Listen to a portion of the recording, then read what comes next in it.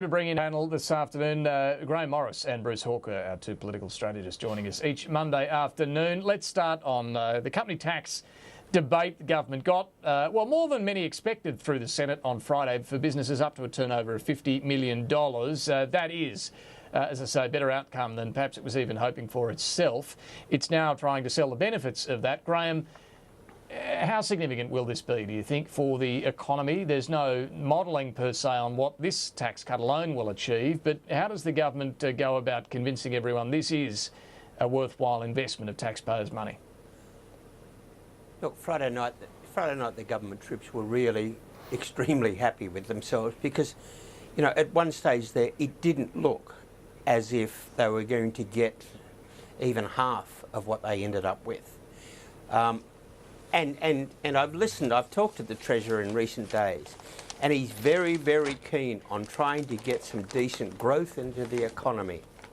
Now, if you get some growth, then you're going to get more jobs, and really, that's what the government's all about.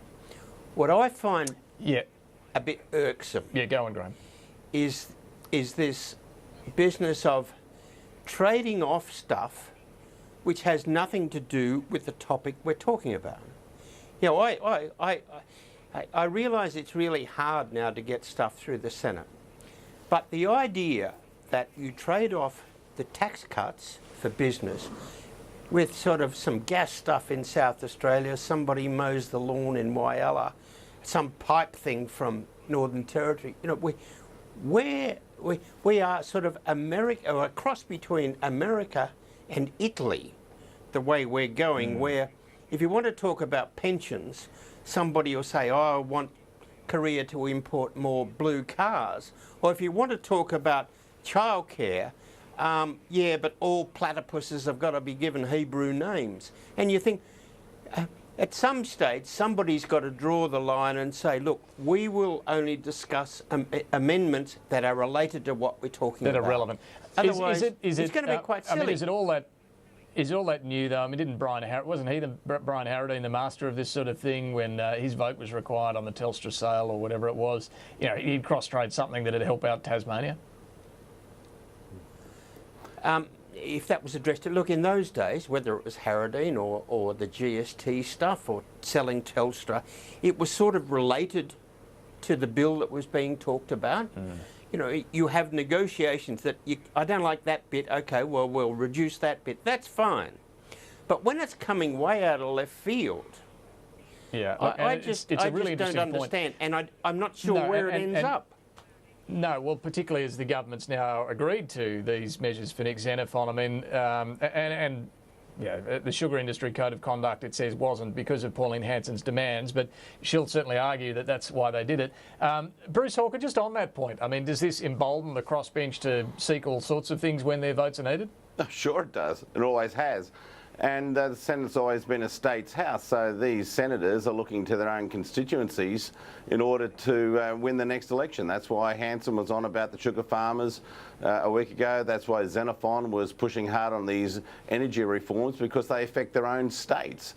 And that's the bizarre quality or nature of the Senate, really. It's there to represent state interests, and when it does, people get upset about it. But you know, it's in one sense fundamentally an undemocratic house, because you have 12 senators from Tasmania and you have 12 from New South Wales, despite the population differences. It's in the nature of the Senate. Two from the ACT, let me point out, two from the ACT only, and we're not that far behind in population from Tasmania. But, I mean, Bruce, at the end of the day, being in government, and certainly in a parliament where, you know, you don't control the Senate, requires some pragmatism. To get 80% of your reforms through is a pretty good outcome. If you have to give away a few reviews and a handout for pensioners, is it a bad idea? Yeah, look, at one level I think they got a pretty good deal, because it was real trinkets they handed out to Xenephon, you know, reviews and one-off payment to help people with energy bills next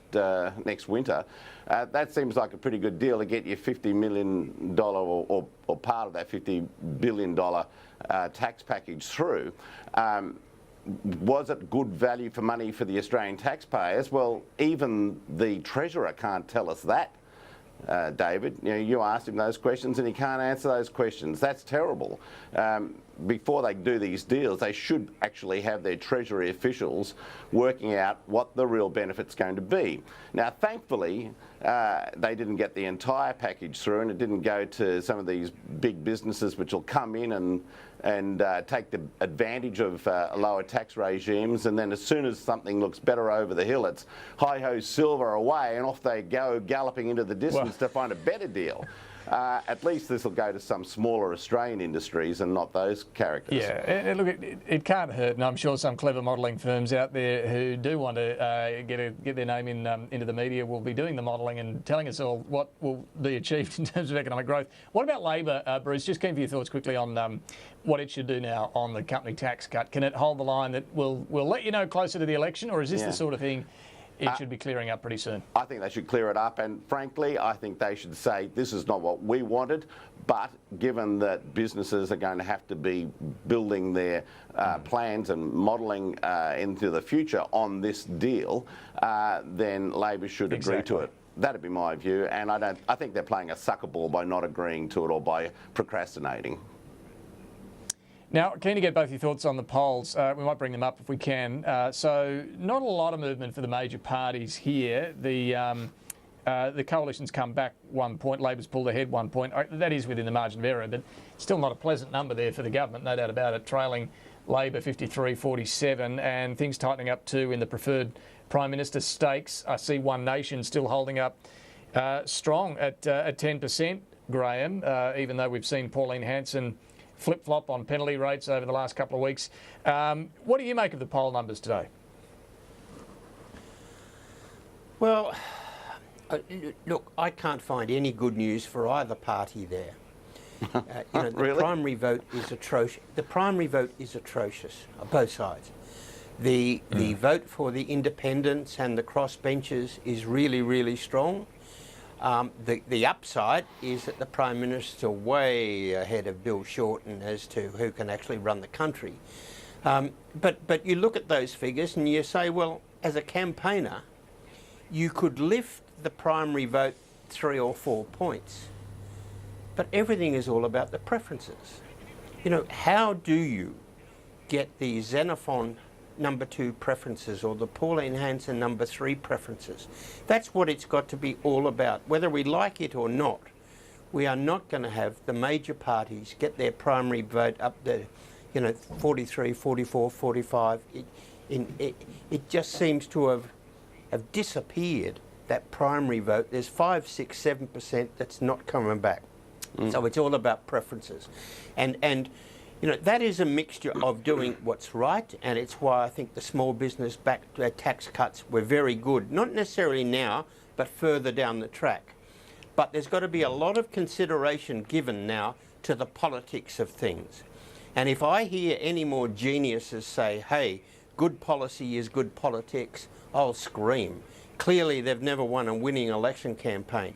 This is all about the political perception and the communication of what you're trying to do, and particularly why. Well, to that end, Bruce, you'd think the government will have a few businesses it can now campaign in and to point out we gave them a company tax cut, the other mob didn't. I don't know. What do you think about the poll numbers, though, Bruce? Would Labor be a little more encouraged now? Oh, yeah, of course they are. I mean, they are well ahead on those numbers. And, what we're looking at is the reality of the brave new world where neither party is probably going to get even close to 40%, and yet they'll still be able to form a government. And that's because on the left, we've got the Greens, who eat heavily into Labor's vote and have been doing so for a long time now. And now for the first time, really, we're seeing the same thing happen to the right of politics, where Pauline Hanson and other smaller parties are eating into the Conservative vote. So this is going to be the way of the future. I don't think we're going to see, for some time at least, parties being elected on 40% plus of the primary vote. I think it's going to be down in the 30s. And so it's all going to be more of the same in terms of doing deals. And while the Senate's constructed in the way in which it is, we're going to see a continuance of Pauline Hanson and Nick Xenephon or Clive Palmer party or whoever it is who happens to be the flavour of the month, picking up those odds and ends in the votes that give them the last seat in the Parliament, and that's not good, I think, but that's a reality. And the interesting question will be, I mean, yes, the Liberal Party may well need One Nation preferences, but does One Nation need the major parties? And Pauline Hanson clearly had a fair bit of distaste for the preference deal after the WA experience. Exactly. Yeah. We shall see. We've got to go. Bruce, it's good to talk to you. Catch you next week. All right, let's take a quick break and back with the last word.